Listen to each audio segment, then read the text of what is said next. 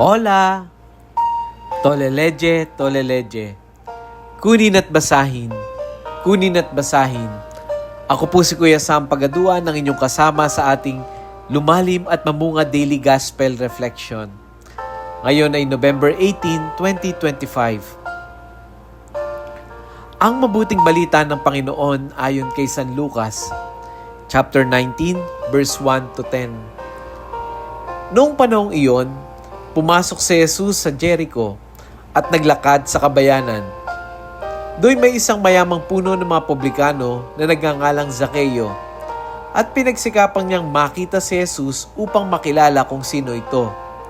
Ngunit siya'y napakapandak at dahil sa dami ng tao, hindi niya makita si Jesus. Kaya't patakbo siyang nagpauna at umakyat sa isang puno ng sikomoro upang makita si Jesus na magdaraan doon. Pagdating ni Jesus sa dakong iyon, siya'y tumingala at sinabi sa kanya, "Zaccheo, bumaba ka agad, sapagkat kailangan kong tumuli ngayon sa bahay mo." Nagmamadali siyang bumaba at tuwang-tuwang tinanggap si Jesus. Lahat ng nakakita nito ay nagbulong-bulungan. Nakikituloy siya sa isang makasalanan, wika nila. Tumayo si Zaccheo at sinabi, "Panginoon, ibibigay ko po sa mga dukha ang kalahati ng aking ari-arian. At kung ako'y may nadayang sinuman, 4 na ibayo ang isosoli ko sa kanya." At sinabi sa kanya ni Jesus, "Ang kaligtas ay dumating ngayon sa sambayanang ito. Lipirin ni Abraham ang taong ito, sapagkat naparito ang anak ng tao upang hanapin at iligtas ang naliligaw." Ang mabuting balita ng Panginoon. Pinupuri ka namin, Panginoong Hesukristo. Sa gospel natin, maririnig natin yung encounter ni Jesus at ni Zaccheo. Nung panahon po ni Jesus, ang isang tax collector ay tinuturing na traidor ng bayan. Sila ay kinoconsider na magnanakaw, corrupt. Sila yung mga number 1 pagdating sa pandaraya. Ano ba ang trabaho ni Zaccheo? He is a chief tax collector. Sa makatuwid, siya yung boss ng mga magnanakaw. Yung kanyang katangian, physically, siya ay maliit, pandak, no? Pero makikita rin natin, hindi lang physical height, kundi yung kanyang short in stature ay sumisimbolo din ng kanyang moral smallness. Napakaliit din ang tingin ng tao sa kanya dahil sa kanyang trabaho. Kaya anong ginawa niya nung mabalitaan niyang darating si Jesus? Umakyat siya sa puno ng sikomoro para siyang batang desperadong gustong-gusto niyang makita kung sino si Jesus. Ang hirap gumalaw dahil sa crowd. Dahil yung mga tao, nagsisiksikan, gusto makita si Jesus. Kaya anong ginawa sa Zaccheo? Siya yung gumawa ng paraan. Kaya naman, nung siya ay nandun na sa puno ng sikomoro, nung matapat si Jesus sa kinaroroonan ni Zaccheo, anong sabi niya? "Zaccheo, bumaba ka dyan. Kailangan ko ngayong tumuloy sa bahay mo. For today, I must stay at your house." Pag tinignan natin, it is Jesus who do the first move. At anong sabi ni Jesus?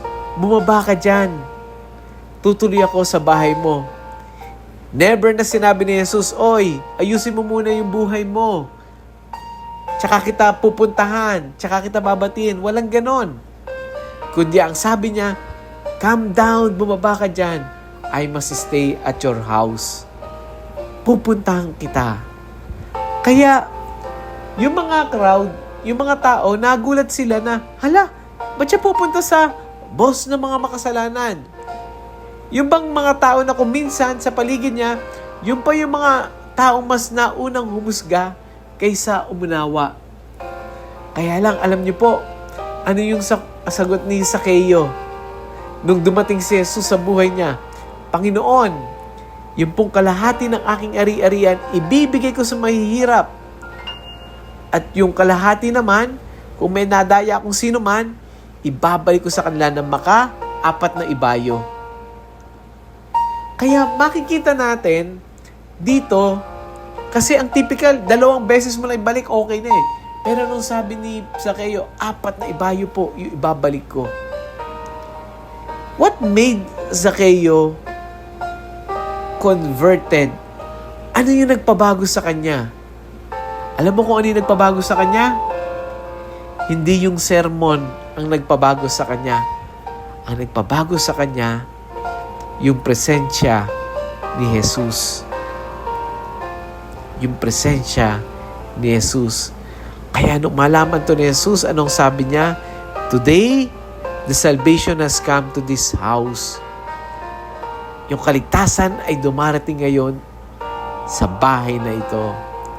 Pag sinabi nating salvation, ibig sabihin, restoration, ibinabalik ka sa original mong estado. Nire-restore ka sa iyong dignidad. A new beginning. Yung dignidad mo, binabalik sa iyo. Mga minamahal, kung minsan, baka tayo si Zaccheo, o baka may kakilala tayo na parang sila si Zaccheo.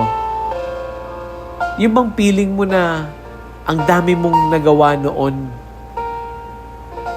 Yung tipong ikaw yung kagaya ni Zaccheo na napakarami mong nasaktan. Yung mga hindi mo naagapan. Baka may mga maling paggastos, maling desisyon, maling relasyon, maling priority that leads to self-pity na ang tingin mo, ang liit-liit ng tingin mo sa sarili mo ngayon. At siguro nagtatanong ka, Lord, pwede pa ba ako? Kaya mo rin ba akong puntahan sa kalagayan ko ngayon, sa estado ng buhay ko ngayon? Pero ito ang ganda sa kwento. Hindi si Zaccheo ang tumawag kay Jesus.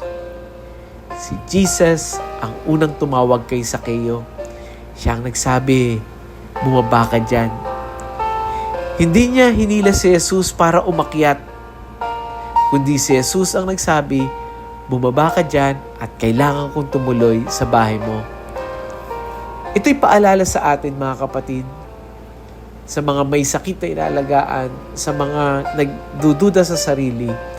Kapag ikaw ay nanghihina, nagtatago, nag-aalinlangan, si Lord ang gumagawa ng paraan para makita ka. Hindi siya nadidikitan ng dumi mo, hindi siya natatakot sa gulo mo, hindi siya nadidismaya sa kahapon mo. Minsan, ang kailangan lang natin ay aminin lang natin na maliit tayo para siya ang mag-angat sa atin. Let us pray. Panginoong Jesus, salamat dahil kahit maliit ako sa mata ng iba, nakikita mo pa rin ako ng buong buo. Visit my place, visit my heart, O Lord. Bisitahin mo naman yung buhay ko, yung bahay ko. Linisin mo ang dapat linisin, ayusin ang dapat ayusin. Punuin mo ako ng tapang na tumugon na magbago at magmahal ng higit.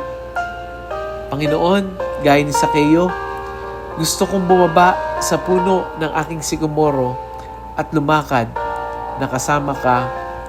Amen. Friends, kung naramdaman mong may parte ng kwentong ito na parang ikaw, huwag mong itago. May iba ring inakit ang punong-puno ng hiya, takot o guilt. Baka ikaw yung maging paraan para marinig nila ang tinig ni Jesus na nagsasabing, bumaba ka dyan. I-share natin yung gospel na ito sa ating mga kaibigan, sa ating mga kaklasmate, sa GC natin. Hindi natin alam ano tingin nila sa sarili nila. Pero this gospel may be perfect for them. I-share natin. Muli, ako po si Kuya Sam Pagaduan, nag-aanyaya. Halina, tayo ay lumalim at mamunga. Lumalim sa pananampalataya at mamunga na mabuting gawa. God bless us all.